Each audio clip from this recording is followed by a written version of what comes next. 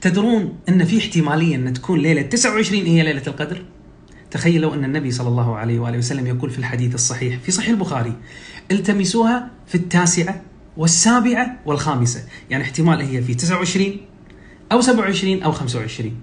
في الحديث الثاني النبي صلى الله عليه وآله وسلم يقول: التمسوها في آخر ليلة من رمضان.